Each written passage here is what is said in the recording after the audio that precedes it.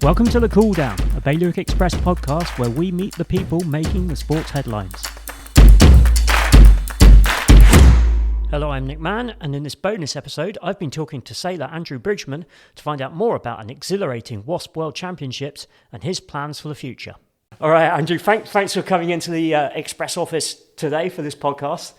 Always good to see you. And we spoke just before you headed out to Australia, so it's great for you to come back in and recap how it all went. I just would could you just open up with a bit about the preparations? Yeah, thanks for having me, Nick. Sort of 2 weeks before the event, I was down in Australia getting the boat ready, just getting used to the conditions, getting used to the wind patterns down there. A lot of time tinkering with the boat on shore, and then before that, spent a bit of time with some of the other British team sailors down in Weymouth with the national sailing team. That's kind of where all the British guys are based. Training with them before I went out to Australia, and then did a small warm-up regatta in the UK. Then in Australia there was two day warm-up regattas before the actual thing kicked off. So it's kind of just all guns blazing, really, just trying to focus on, get race ready, try and stay as fit as possible and get as much sailing in as I could. And just give us an impression of sort of what the atmosphere was like out there just before the races. Yeah, and the atmosphere was great on shore. I mean, there's so many people all from all over the world there who have come down, been training really hard.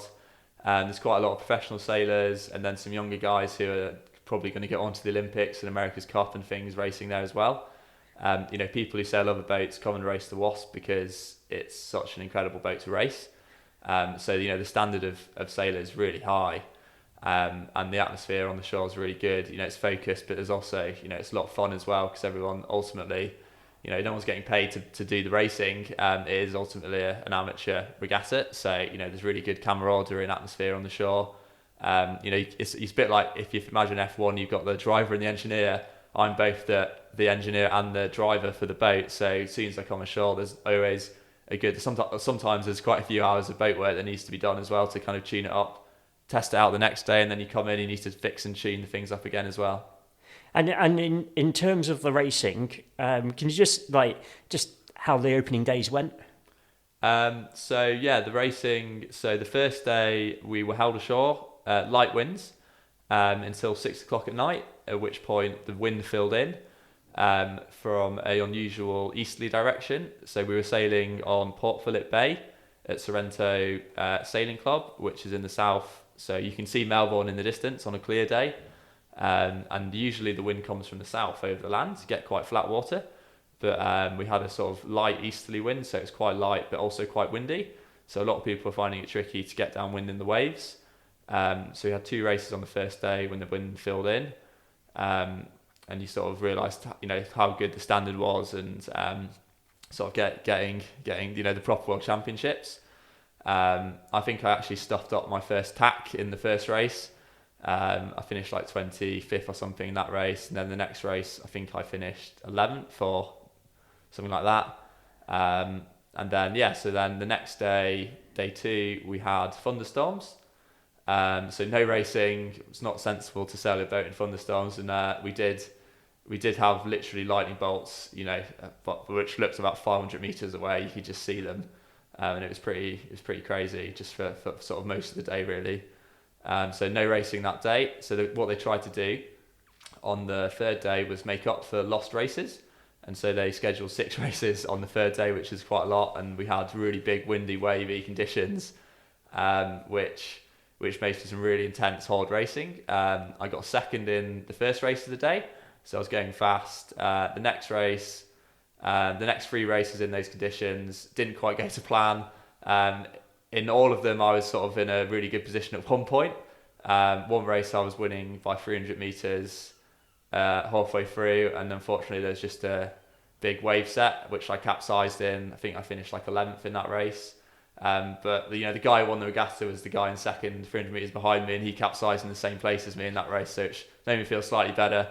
But yeah, it could have gone slightly better, and I wouldn't have been. It could have been 3 or 4 top threes on that day, but it didn't quite. I was happy to get one good race at least, and I could see how quick I was and how my speed was.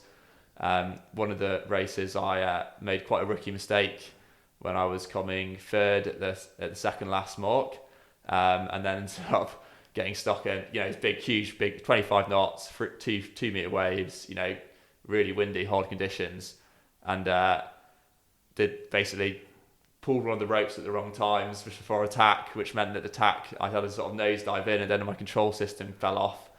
And then I had to sort of fix that in the middle of the race while trying not to drift into the mark and swimming the boat away from the mark. And then, so that one again, which was almost a good race, didn't quite go to plan. Then, so after that, we were sent in a bit of a break. Everyone was sort of dazed from the incredibly difficult conditions that the racing was in. The wind did die down a bit in the afternoon, so we had 2 light wind races. Light wind's very different to heavy wind racing. Light wind, it's just about, you have to be so focused on what's going on outside, looking for the winds, looking for where there's not wind, looking at the angles of different boats to figure out the shift, which way the wind's shifting.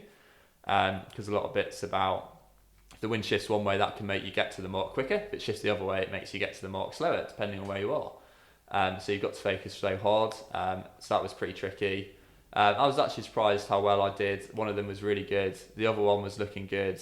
And then, it's a world championship. The standard is really high. So it's quite easy to make one small mistake. And then you drop all the way back and 30 boats sort of sail around you as you're stuck in a small hole, not kind of going very fast at all. And then, so that was that sort of 8 races done. And then the last day, we got 2 races in sort of what are called classic Sorrento.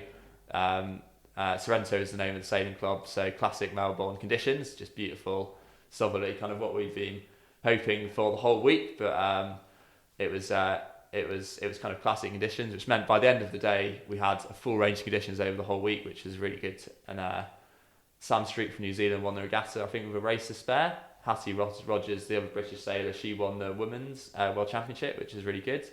And I had 2 good races on the last day and finished 12th overall, which was actually a pretty good result, given how easy it is to drop back. And I think, 24 places higher than I came last time, so I'm pretty pleased with that. I mean, it's always good to see progress. And what lessons do you take from that? I think the lessons that I take are mostly about what I need to work on more than anything else. I think it's pretty good seeing how all my training's paid off in terms of boat speed. When it's medium to windy conditions, I'm pretty fast out there. Definitely need a bit more work in the light stuff. But a lot of that is just, trying to do some practice regattas in different range of conditions. And also, you have to do a bit of reading as well, because there's strategy and tactics and just sort of thinking through situations, and spending a bit of time just to kind of study my races and think about, what could I have done differently in those situations.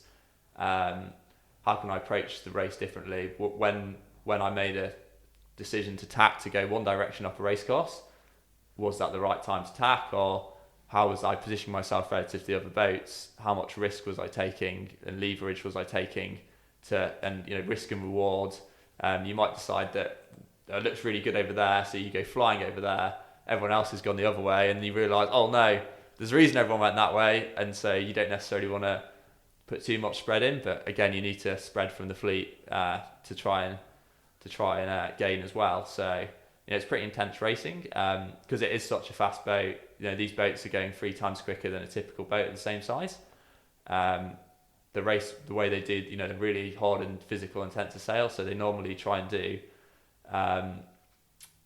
20-minute, 30-minute races, where in the Island Games, for example, and in the Olympics, the races normally last about an hour. So what they try and do is a few more races and then have the races a bit shorter, which mean that the races are just super intense. And then, it really drains you, but it's pretty cool. And where do you go next?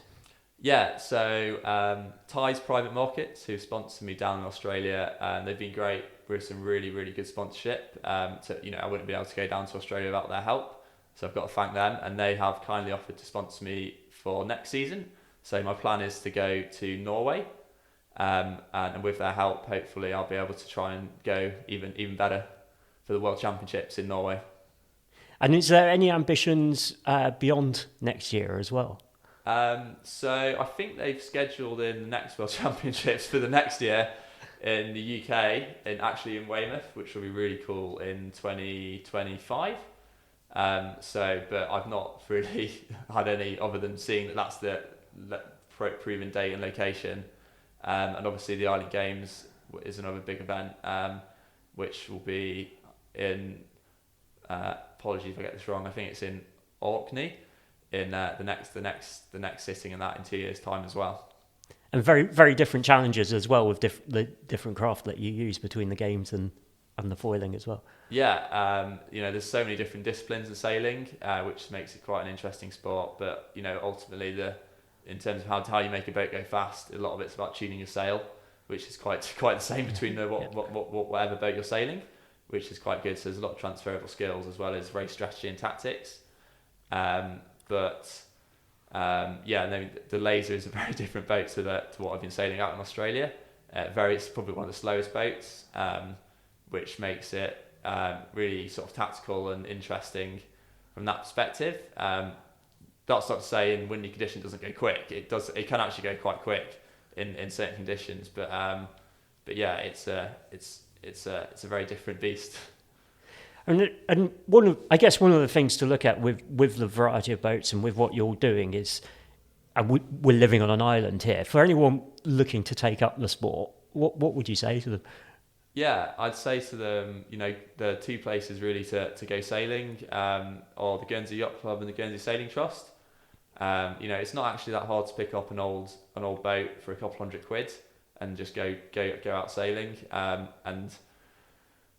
There's loads of courses at the Guernsey Sailing Trust, and the Guernsey Yacht Club run lots of programs too, like beginning racing, and over the summer's sort of the best time to get started. But there's stuff all year if you don't mind putting on a kind of thick wetsuit and getting a little bit cold. And I guess just summing up your love of sailing and what it is. I think we've spoken a bit before about how you get to travel and the places you get to see, and so I guess this feeds back into that with your experiences out in Australia. Yeah, no, definitely. I mean, I was down in Melbourne, so luckily, spent a few days there before I flew back.